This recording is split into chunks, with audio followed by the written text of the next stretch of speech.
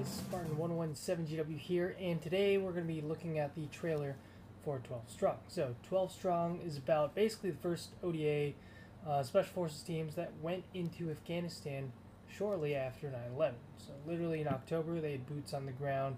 Those guys did some amazing stuff. When I was younger I was a little bit more into that part of the history, and of course it's been long wars, so lots happened since then. So this movie in a lot of ways is a period piece. A lot of the gear, a lot of the equipment, a lot of the weapons that those guys are using have either evolved, changed, or just completely been done away with, and now we have new technology, new weapons and gear. So it's kind of interesting to look at the movie and look at little details here and there about what's changed. But and I've actually got to see some of the actual screen-used gear, which is really, really cool. A friend of mine actually worked on the film. But first, we're going to take a quick look at the trailer. I have seen it already. I'm going to watch again, see if I can pick up a couple other little tidbits of information or anything I didn't see the first time, and give you guys my overall thoughts on what I saw. So, without further ado, I'm going to go ahead, plop these little Astros on, give it a watch.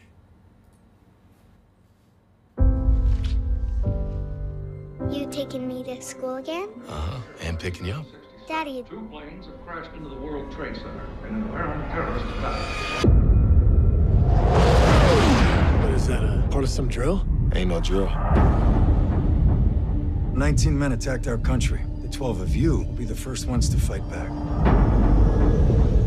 How do you love your family and leave them to go to war? I have 2 hours. I'll be really quick. Not a chance. Holding out is the only way I can guarantee you come back to me. War's gonna be over in like a week. I don't care how long you're gone, as long as you come back.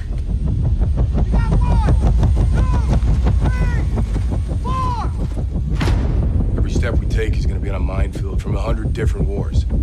Odds are we're not all gonna make it out of this one. If we don't take that city, World Trade Center's just the beginning. We're teaming up with the general of the Northern Alliance that we know nothing about. General, you show me exactly where we're going. Over the mountains. We take horses. All right, who's ridden before? Anyone? Summer camp when I was 9. Spring break, but I was pretty hammered. Does it have a name? The name! Great, this will be fun. We're outnumbered. 50,000 Taliban and Al-Qaeda fighters. We're on our own. I can't order anyone to do this. Do you want to surrender? Keep your finger on the trigger. Just stay there. Oh, God. Well, I won't back down. There's no playbook here. We're gonna have to write it ourselves. No, I won't back down. I ain't losing one man on this team. You could stand me up at the gates of hell, but I won't back down. We're fighting with horsemen against tanks.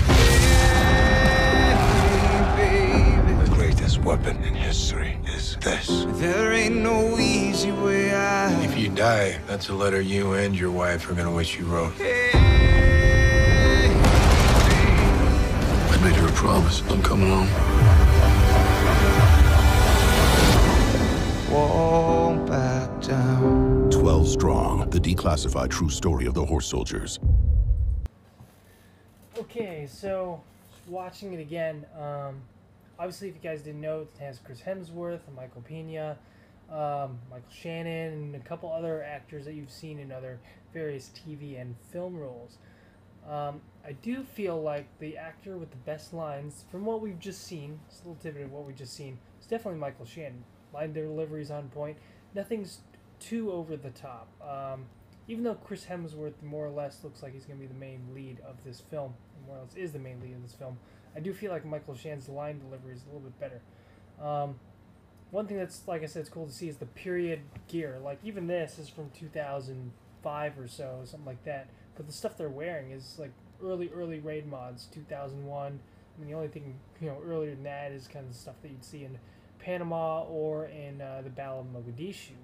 Really excited about the weapons and gear. It looks like they used, a lot of practical areas. They were filming in New Mexico, from what I've seen, from what I've heard.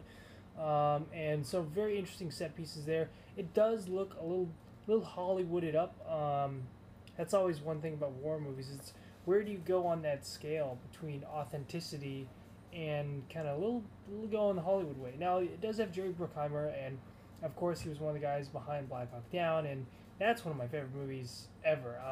Even the trailer for Black Hawk Down makes it look a little bit dramatized, but Black Hawk Down is a solid war movie. So, really excited for this, but still skeptical. Some of Chris Hemsworth's line delivery, and seeing the SF guy shooting full auto from the horse. Now, given if you're shooting from a horse on the move, I've never done that, so I don't exactly know if that's really something you want to do, or if it's a worthy tactic just to hose them on full auto. Because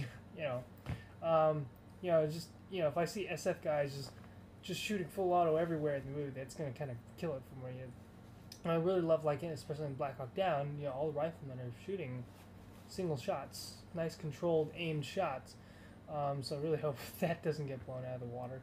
And some of the effects looks okay, so I think we'll have to see how it does. Now, it does have some of the home front stuff, like, that's the thing with modern war movies in general, but especially modern war movies have a really hard time depicting the home front, because, like, it's like you gotta show it, but no one really wants to see that, because that's, like, part of the war that kind of sucks for a lot of people, the home front stuff, because that's the depressing part, right? Okay, of course, losing guys is depressing too, but, when people want to see war movies, they love the action, they love the camaraderie. That's what they want to see. At least that's what I want to see.